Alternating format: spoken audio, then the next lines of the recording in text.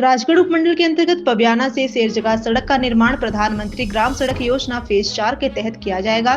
इस सड़क पर 7 करोड़ 63 लाख रुपए की लागत आएगी। सेरजगास में आयोजित जनसभा को संबोधित करते हुए सांसद सुरेश कश्यप ने बताया कि केंद्र सरकार ने पीएमजीएसवाई के चौथे चरण में हिमाचल प्रदेश के लिए लगभग 20,000 करोड़ रुपए स्वीकृत किए हैं। इसी के तहत पच्छाद विधानसभा क्षेत्र की इस महत्वपूर्ण सड़क को पक्का करने के लिए मंजूरी मिली है। उन्होंने कहा कि सड़क बनने से आवागमन सुगम होगा और पर्यटन व क्षेत्रीय विकास को बढ़ावा मिलेगा।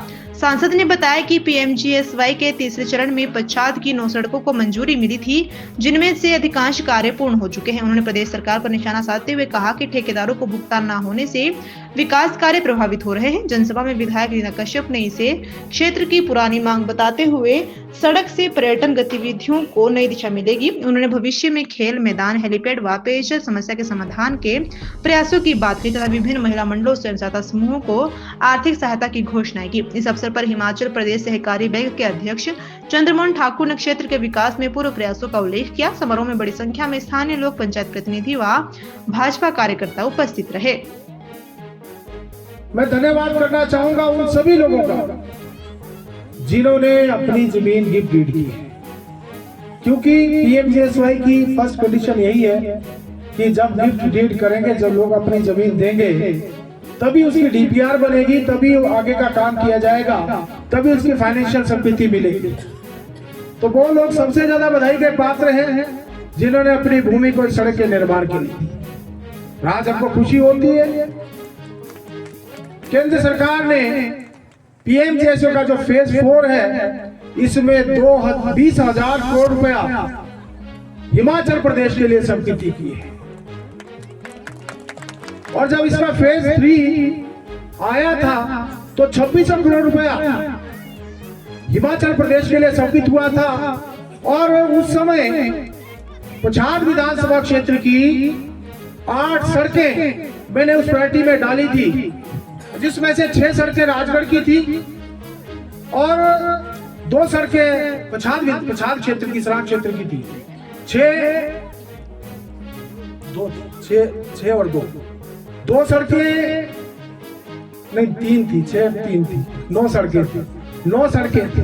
और जो 6 सड़कें राजगढ़ क्षेत्र की, मैं नाम आपको पढ़कर बताऊंगा। आज उनका एक सड़क को छोड़कर लगभग सभी सड़कें कंप्लीट हो गई है। अपग्रेडेशन लिंक रोड टू थानादार,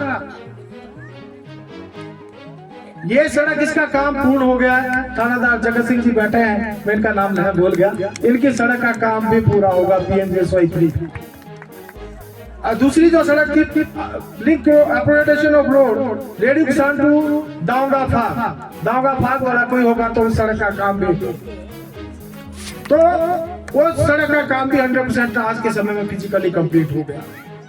तीसरी सड़क अपग्रेडेशन ऑफ रोड सलाना जोड़ी टू पावरी खंड, इस सड़क का काम भी पूर्ण हो गया।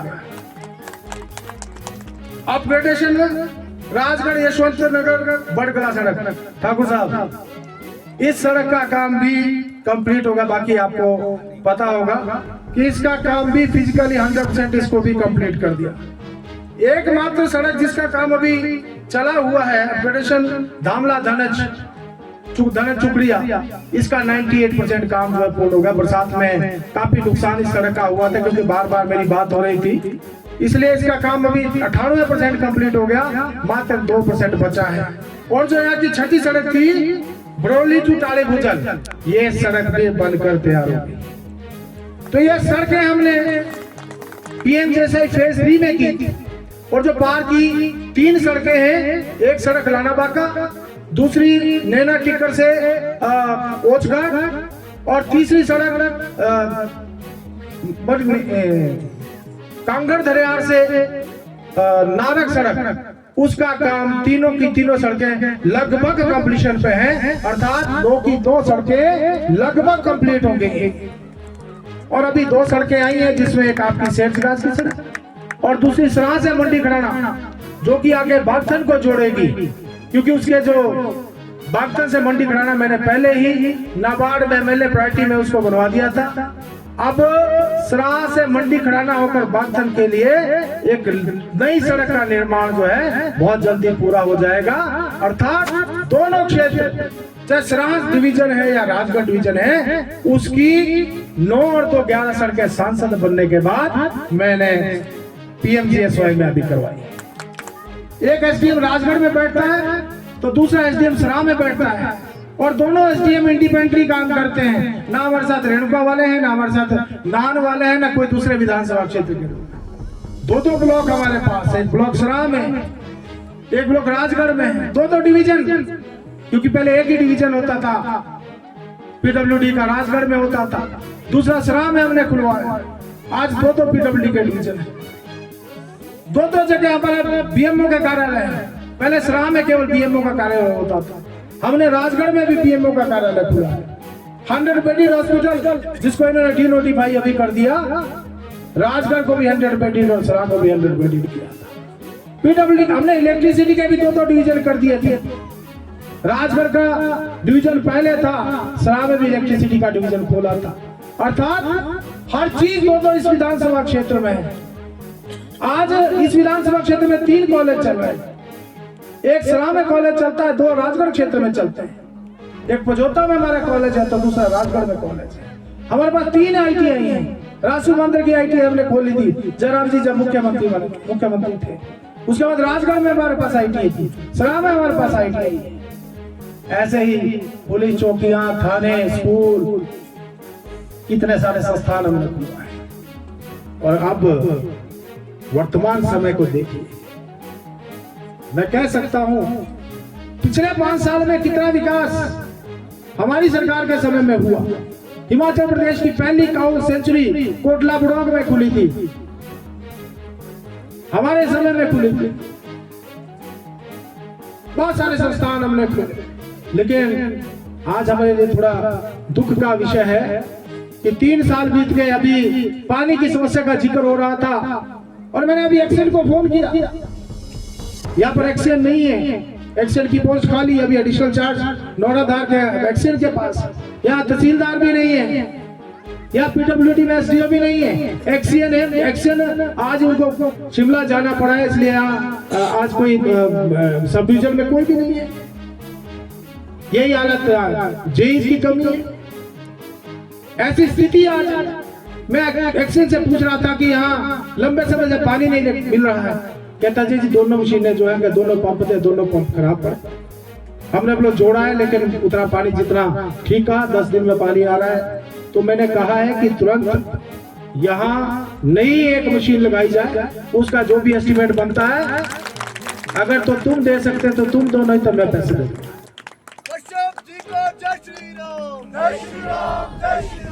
आज हमें बड़ा दुख होता है जब छोटे छोटे काम के लिए हमारे कर्मचारी बंधु, उनकी डिमांडें पूरी नहीं हुई, बड़े बड़े वादे हुए थे। आज हमारे जो कॉन्ट्रैक्टर्स हैं, पहली बात तो बीजेपी में तो कॉन्ट्रैक्टर ही थोड़ा सा, उनके साथ वैसे ही सरकार दूसरी है तो भेदभाव होता, लेकिन जितने कॉन्ट्रैक्टर्स हैं उनको पैसे ही नहीं मिल रहे, उन्होंने जो काम कर दिया उसके पैसे नहीं मिल रहे। आज ऐसी स्थिति है। सुना होगा आपने पिछले दिन सुंदरनगर में कॉन्ट्रैक्टर ने रेस्ट हाउस में ही ताला लगा दिया था, वो जब मेरे को पैसे देंगे तब मैं ताला खोलूंगा। और ऐसी स्थिति यहाँ आ रही है। माननीय मोदी जी का लोहा पूरी दुनिया मांगती है। उनके नेतृत्व में हम सबसे तेज गति से आगे बढ़ने वाला देश बने, चौथी दुनिया की सबसे बड़ी अर्थव्यवस्था बने, और लक्ष्य ये है कि 2047 तक इस देश को विकसित राष्ट्र बनाया जाए। आज उस दिशा में हम आगे बढ़े, और इन 11 सालों में हमने जो कभी सोचा नहीं था वो माननीय मोदी जी ने करके दिखाया। आज हमको खुशी होती है जब जल जीवन मिशन में हर घर पीने का पानी पहुंचाने का काम किया गया। 15 करोड़ से ज्यादा घरों को इस देश में शुद्ध पीने का पानी जो है नलकों के माध्यम से दिया जा रहा है। 10 करोड़ से ज्यादा परिवारों को आयुष्मान भारत योजना के तहत जोड़ा गया, जिसमें 5 लाख रुपए तक मुफ्त इलाज की सुविधा दी गई। आज हम देखते हैं जब किसी को कोई गंभीर बीमारी हो जाती है, इलाज के लिए पैसे नहीं होते, कई बार गहने बेचने पड़ते हैं, जमीन गिरवी रखनी पड़ती है, मकान गिरवी रखना पड़ता है। ऐसे समय में 5 लाख रुपए माननीय मोदी जी ने मुफ्त इलाज के लिए दिए। और जो 70 साल से ऊपर के हैं उनको तो चाहे बुजुर्ग माता है चाहे बहनें हैं, सभी को मुफ्त इलाज की सुविधा दी। 4 करोड़ से ज्यादा प्रधानमंत्री आवास योजना के घर माननीय मोदी जी ने इस देश में बनाने का काम किया है। 80 करोड़ लोगों को 5 किलो अनाज मुफ्त दिया जा रहा है। और कब से दिया जा रहा है? जब कोरोना आया था तब से दिया जा रहा है। आज हमको खुशी होती है जब 25 करोड़ लोग गरीबी रेखा से बाहर निकले हैं। उनको गरीबी रेखा से बाहर निकालने का काम माननीय मोदी जी ने, और हम अंदाजा नहीं लगा सकते जो ऐतिहासिक काम माननीय मोदी जी ने किए। क्या कोई सोच सकता था कि अयोध्या में राम मंदिर बनेगा? हम सब के आस्था के प्रतीक श्री रामचंद्र जी, उनका भव्य मंदिर, उनकी प्राण प्रतिष्ठा का 1 वर्ष पूरे होने को अयोध्या में एक भव्य राम मंदिर का निर्माण करना, मैं समझता हूं हम सब के लिए, हिंदुओं के लिए तो बहुत बड़ा कार्य माननीय मोदी जी ने कर दिया। अगर आप अयोध्या गए होंगे तो आपने देखा होगा कितना भव्य मंदिर। इसी प्रकार से 3 तलाक को समाप्त कर दिया। यहां देख रहे थे महिलाएं ज्यादा संख्या में, महिलाओं के लिए लोकसभा और विधानसभा में 33% आरक्षण अगर देने का काम किसी ने किया तो माननीय मोदी जी ने किया। महिलाएं हमारे समाज का 50%। आने वाले समय में, अभी साकेत जी कह रहे थे कि रीना जी एक बात, अब तो खैर 3 महिलाएं हो गई, पहले एक मात्र विधायक थी। लेकिन आने वाले समय में अगर 68 ही सीटें रहती है हिमाचल में, वैसे तो सीटें बढ़ जाएंगी, अगर 68 ही रहती है तब भी 23 महिलाएं विधायक बनकर जाएंगी। 23 महिलाएं। सरकार के किसानों की ओर से माननीय प्रोफेसर प्रेम कुमार धूमल जी का सबने बुजुर्ग होना, आज चाहे वो राजा वीरभद्र सिंह जी थे, चाहे प्रेम कुमार धूमल जी थे, आज सबने बुजुर्ग होना है। आज उनके एहसान हम पर है। और आज मुझे खुशी इस बात की है कि यहाँ पर शामला जमीन जगास में लगभग 1300 बीघे शामला जमीन थी और जो वापिस मिली। अगर 1 बीघा की कीमत आजकल कपिल जी कितनी है? 10 लाख से ऊपर 1 बीघा की कीमत यहाँ पर है। ये तो बोल रहे ना मेरे को जरा थोड़ा सा सस्ता करके। यहाँ तो शेरजगास में जिस दिन हेलीपैड, ये क्या कहते हैं, टूरिज्म का बनेगा, पैराग्लाइडिंग का बनेगा, 1 बिस्वा की कीमत, 1 बिस्वा की कीमत 10 लाख रुपए होगी। ये अरबों और खरबों रुपए की जमीन जो वापिस दी है, ये भारतीय जनता पार्टी की माननीय प्रोफेसर प्रेम कुमार धूमल की, हमारी और आपकी, सुरेश जी और रीना जी की सरकार ने दी। इसलिए हमें एहसान फरामोश नहीं हुआ। और आज मैं कहना चाहता हूं कि स्वर्गीय देश के, जिसको कहते हैं कि ऐसे नेता सदियों बाद पैदा होते हैं जैसे आदरणीय अटल बिहारी वाजपेयी जी हैं। आज जिस सड़क के माध्यम से आ रहे हैं, ये हमारी जीवन की रेखाएं हैं, ये हमारी भाग्य रेखाएं हैं। इन भाग्य रेखाओं को और गाढ़ा करने के लिए माननीय अटल जी ने एक प्रधानमंत्री ग्रामीण सड़क योजना की शुरुआत की और प्रदेश के और देश के एक एक गांव से को सड़क से जोड़ने का जो भगीरथ प्रयास किया है, वो माननीय अटल बिहारी वाजपेयी जी के प्रयासों से हुआ है। और हिमाचल प्रदेश में माननीय प्रोफेसर प्रेम कुमार धूमल जी के प्रयासों से हुआ है।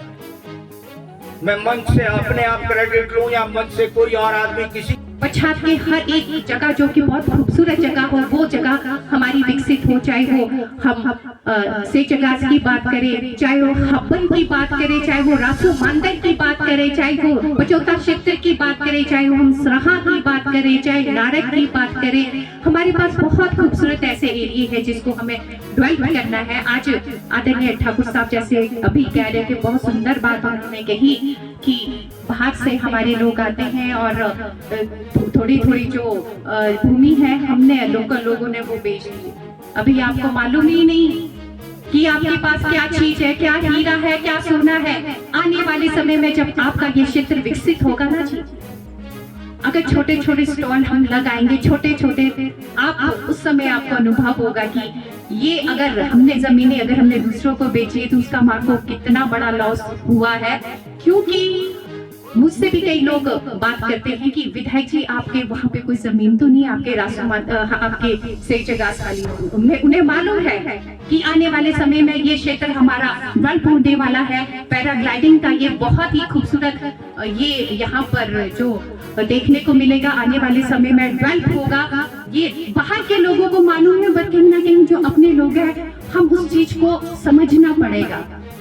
और जिस प्रकार यहाँ पर इस मंच के माध्यम से कहा गया कि अभी बहुत कुछ हमें यहाँ पे करना है, बहुत खूबसूरत जगह हमारे पास यहाँ पे क्रिकेट स्टेडियम भी यहाँ पर हमारे पास बन सकता है और हेलीपैड भी आपने कहा कि वो भी यहाँ पर उसका भी निर्माण हो सकता है। आज मैं विधायक होने के नाते मैं ये कहना चाहूंगी, विधानसभा के अंदर और विधानसभा के बाहर आपके क्षेत्र के लिए हमेशा ये विधायक एक बेटी एक बहन बनकर हमेशा संघर्ष करेगी, आपकी बात को विधानसभा में रखेगी।